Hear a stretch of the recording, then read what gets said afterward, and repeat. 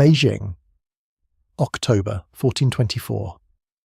Lady Shen, 22, a third-rank concubine with ink stains on her thumb, stands barefoot on cold brick.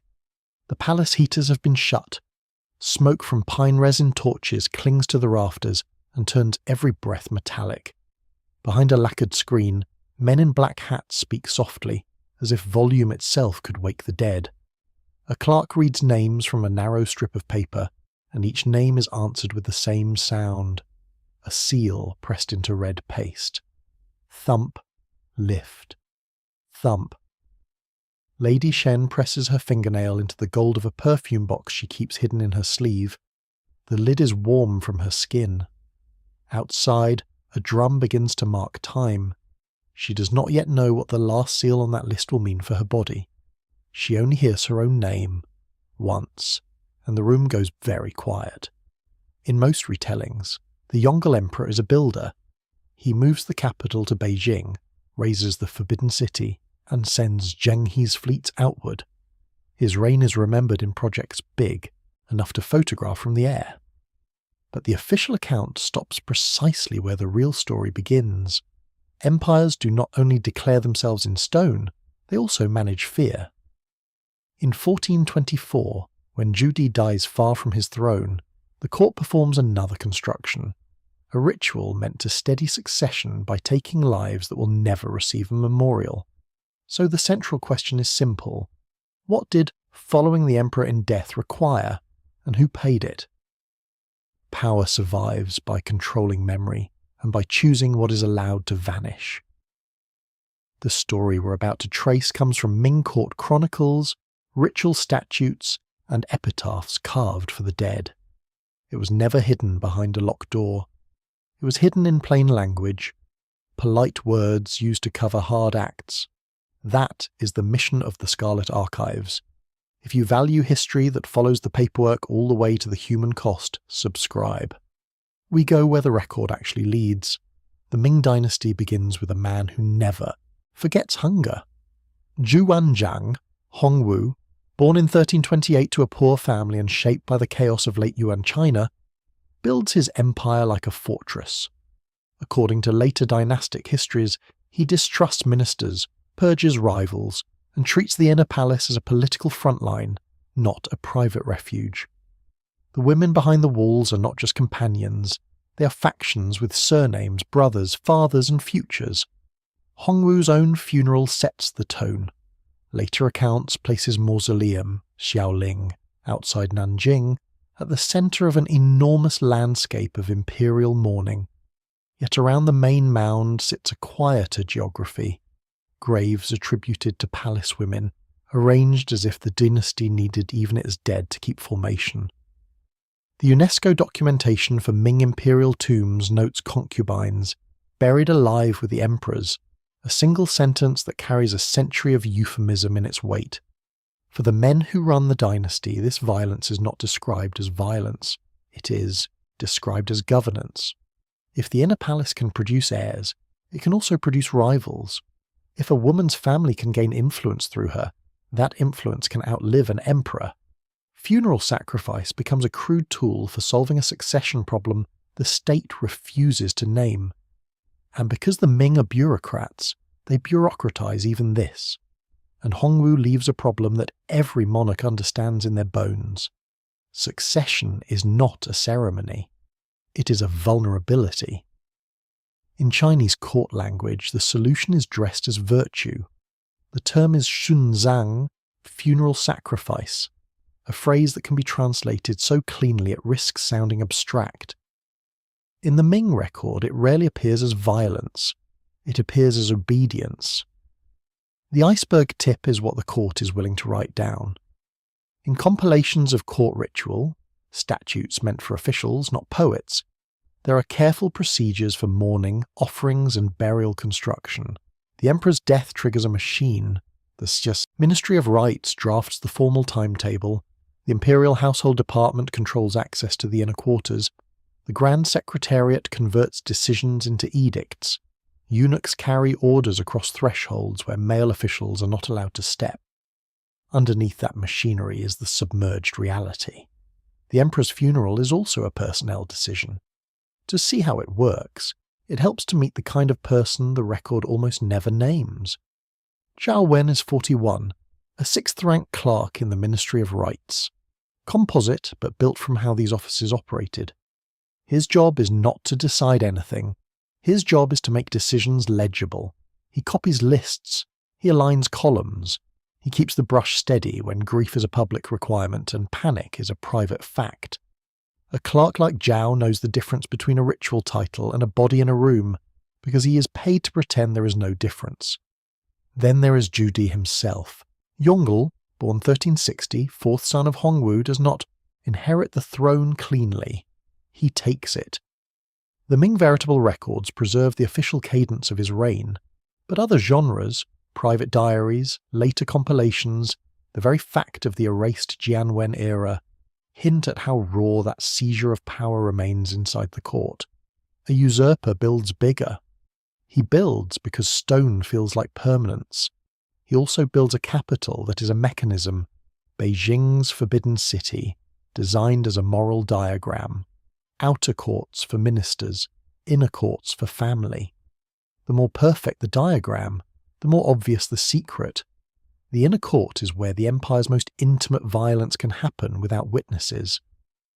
By the early 15th century, following in death has become one of those violences that can be processed as routine. Later summaries describe early Ming emperors reviving the practice at imperial funerals. Different records count different totals depending on whether they include only ranked consorts or also unranked palace women. At palace, what is consistent is not the number. It is the euphemism. It is always followed, never forced. And when the state wants a practice to feel inevitable, it rewards the families left behind. In some Ming-era narratives, the fathers and brothers of following women receive promotions and hereditary posts, payment that turns grief into loyalty, and loyalty into proof that the system was righteous. The horror is not random, it is systemic. It is the court turning the inner palace into a ledger. So when Yongle dies in 1424, the question is not whether the machine will run. The question is how many names will be stamped into red paste before the drum stops. Normal world. In the years before the emperor's death, the inner palace runs on schedules that are never written where outsiders can read them. At dawn, palace women line up in corridors that smell of wet wood and lamp oil. Rank is everything. The difference between a consort and a maid is not romance, it is proximity to power. A woman's title decides the fabric she can wear, the doors she can pass, the people who must kneel when she speaks. For Yongle's court, the palace is also a workshop. The forbidden city is still new enough that the paint smells fresh after rain. Yet even as halls rise, another construction project stretches north of Beijing into the Tianshu Mountains, the imperial necropolis that will become the Ming tombs. It begins during Yongle's reign, and grows with a logic that is both spiritual and political. The emperor's future burial site is planned as if the dynasty can be engineered to last. Lady Shen learns early that the palace is a place where time is borrowed. She has a small object she's not supposed to have, a gold perfume box no larger than a walnut chased with lotus petals. It is not just vanity, it is control. A clean scent can disguise the smell of fear on a sleeve. She keeps it hidden because private ownership inside the palace is always suspicious. Everything belongs to the throne, even a woman's fragrance. Outside the inner court, men speak of Yongle's projects as destiny. They praise the encyclopedia that gathers knowledge, the fleets that gather tribute, the city that gathers the empire's gaze. Inside, the women hear a different kind of gathering, rumours about what happens when an emperor dies. No one teaches it openly. It is learned the way smoke is learned, by living in it long enough that it becomes part of the air. Act B, Inciting Incident. In the spring of 1424, Yongle rides north on what will be his final campaign. The official chronicle records the movement of armies and the performance of authority, but the body does what bodies always do. It fails at the edge of empire. By late summer, word reaches Beijing in fragments. The emperor has died at Yumuchuan, far from the lacquer and geometry of his own capital. Messengers speak carefully. In a court built on certainty, uncertainty is a threat. The return of a dead emperor is an operation.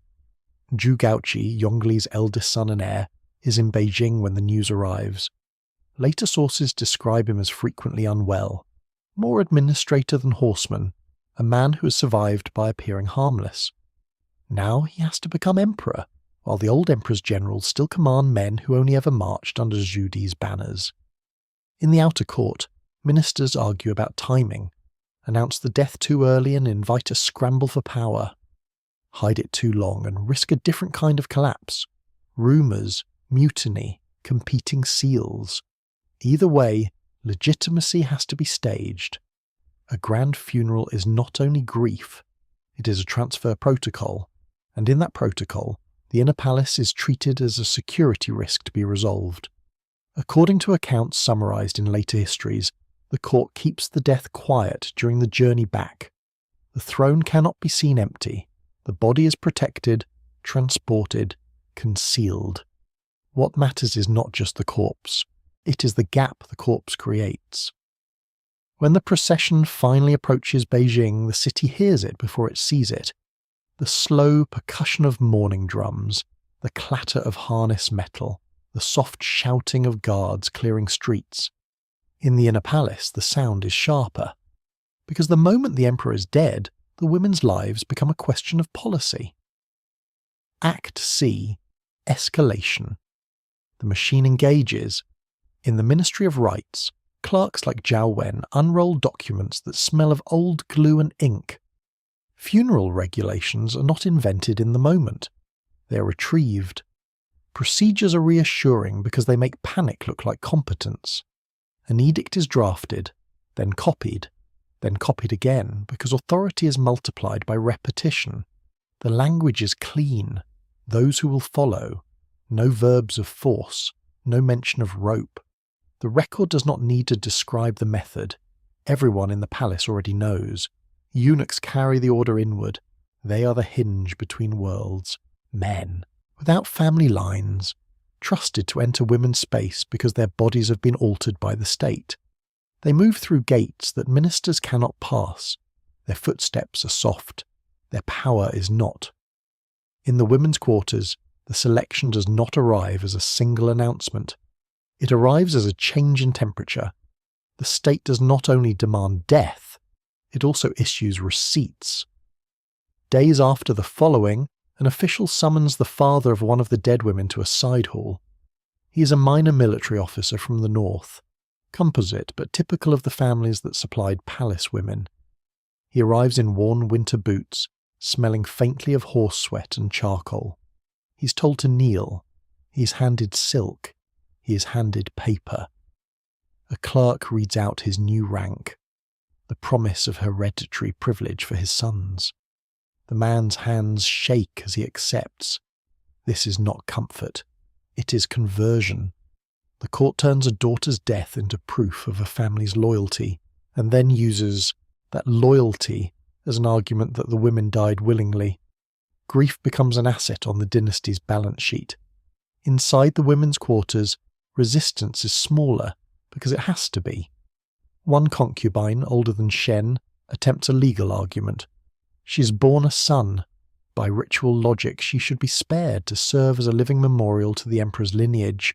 She repeats this with the calm of someone who knows that panic is punished.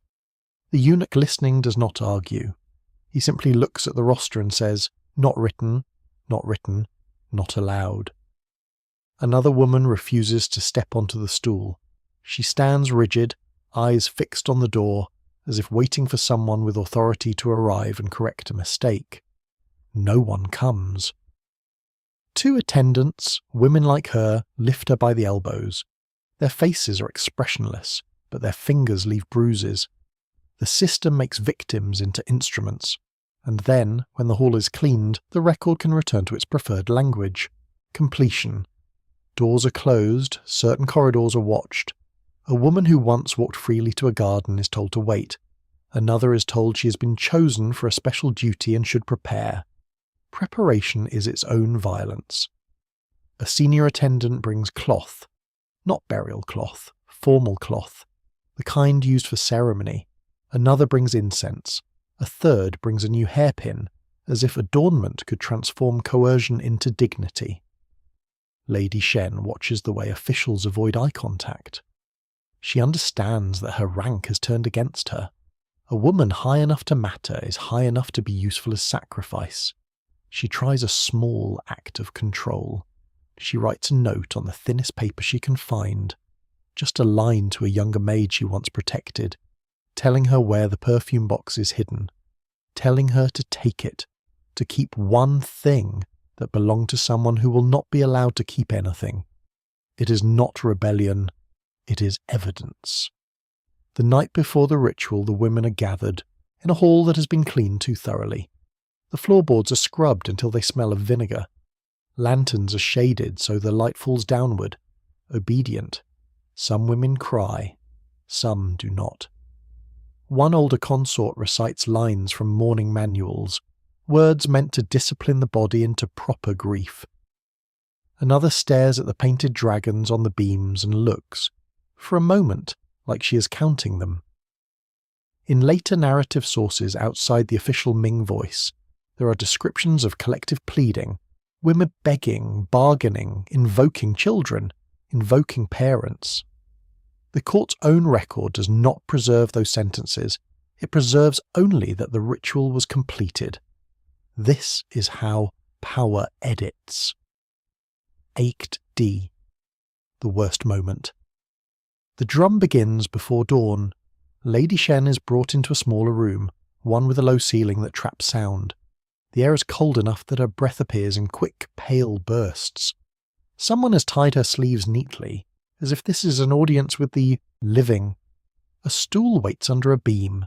She's not told to climb, she is simply left with the stool and the watching. This is the genius of coerced ritual. It turns violence into a choice performed under surveillance. The record can later call it following, because the final motion is made by the victim.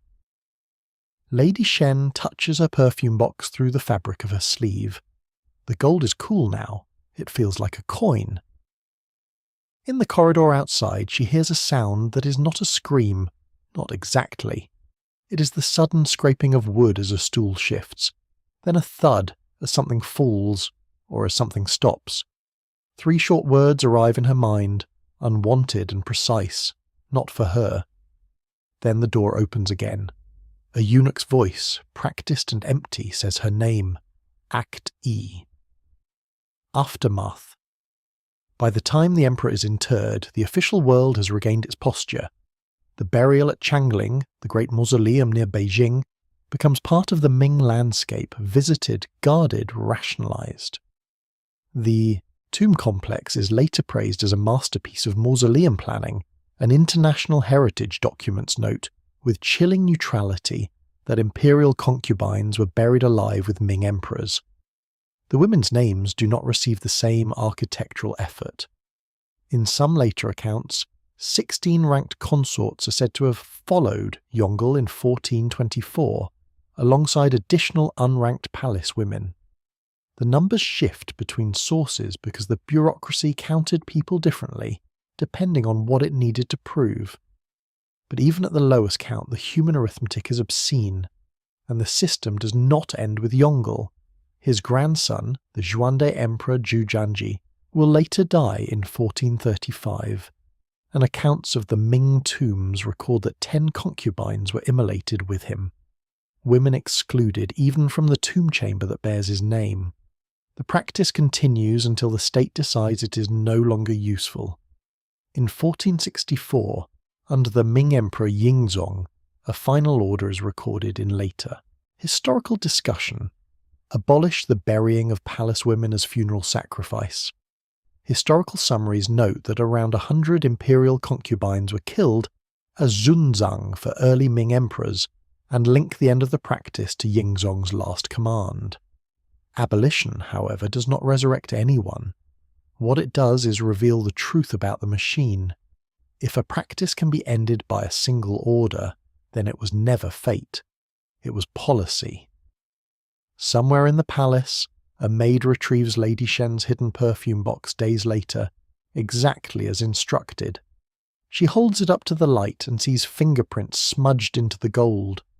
Proof that fear, like scent, has residue. Nothing about that moment enters the veritable records. But objects do what words often cannot. They persist, and that returns us to the question the record tries to dodge, whether following was loyalty or the most intimate kind of state violence, Nanjing. Not an imperial tomb, not an emperor, a brick chamber, disturbed by modern construction, water damage, and time. Archaeologists translate 2 stone epitaphs recovered from a Ming-era burial, and the English-language headlines call it a gold-filled tomb. But the gold is not the point. The text is. The epitaphs belong to a woman known as Lady May, born in 1430, dead in 1474. When her remains were found, the casket was damaged by water. Around it lay hairpins, gem-studded bracelets, and a small fragrance box, an object designed to hold scent long after a body cannot. The epitaphs were published in a Chinese scholarly journal on cultural relics, and the translation gave outsiders something the Ming state rarely provides: a woman's life in sequential detail. Lady May, the text says, was likely a concubine of a powerful duke stationed in Yunnan. She gives birth to a son who is still an infant when the duke dies. The epitaph does not romanticize her. It describes her in the language of survival, young, disordered, calling herself the survivor. It praises her for holding a household together, for making decisions, for turning an unofficial position into real authority. And then comes the line that matters for our story. The inscription is not about an emperor's funeral. It is about what the category concubine could mean in Ming China, a status that could raise a woman into political influence or position her as disposable. Because a system that can commemorate a concubine in stone can also erase concubines in a single euphemism. The Lady May epitaphs do not list the women who followed Yongle in 1424, but they confirm the terrain. These were real lives inside an institution that treated women as both family and property. When historians read the veritable records and ritual statutes, the numbers feel abstract. When they read an epitaph like May's, abstraction collapses into a human voice shaped by grief, pride, and persuasion. The evidence, in other words, is not one document. It is the pattern, a court that speaks in clean categories: consort, maid, sacrifice, leaves behind a trail of stone and silence. In 2015, that trail became legible to a wide audience, not because the Ming changed its mind, but because modern readers finally listened to the documents the Ming could not fully control. If this story were only a catalogue of cruelty, it would be easy to file away as the past. But the point is not that the Ming were uniquely harsh. The point is how efficiently a powerful system can turn private life into state material. The Yongle court could build fleets and compile encyclopedias and still treat women's deaths as an administrative footnote. That contradiction is not a flaw, it is the design. Empires are capable of beauty and brutality in the same breath because both serve permanence. Listen to the language. Followed, rewarded, honoured. Words that sanitize the physical truth. A room, a beam, a stool, a name spoken once. Now consider the modern. Parallel, not a political slogan, but a structural habit. Institutions still rely on euphemism to make harm feel orderly. They call it restructuring. They call it efficiency. They call it necessary. The mechanism is old. Rename the cost, and the cost becomes easier to bear for the people who do not pay it. Lady Shen's perfume box, hidden in a sleeve, becomes the only kind of inheritance she's allowed. A small container for something invisible. Scent. Memory. Proof that a person existed. And Lady May's fragrance box, lifted from a flooded tomb 5 centuries later, tells us what the court tried to avoid admitting. Women were not background decoration. They were participants in power, Sometimes elevated, sometimes sacrificed, always counted. In Beijing, the Yongle Emperor's mausoleum still stands in its geomantic valley. He is dust behind stone. The court that ordered following is gone, but the record is not gone. An empire can bury bodies. It cannot. It bury the meaning of what it did, if someone keeps reading. The Ming crown is in museums now. The lives it treated as expendable are still here, in names, in stone, and in the silence we refuse to accept. If you want the record kept straight, subscribe to the Scarlet archives. Every documentary here is built from primary sources, court compilations, archaeological reports, and the testimony of those who survived long enough to leave something behind. Next, if this story moved you, the Jia Palace plot, the night 16 women tried to kill an emperor, or if you want the broader pattern, the Ming tombs, how an empire turned mourning into a machine. The archive stays open. The record continues.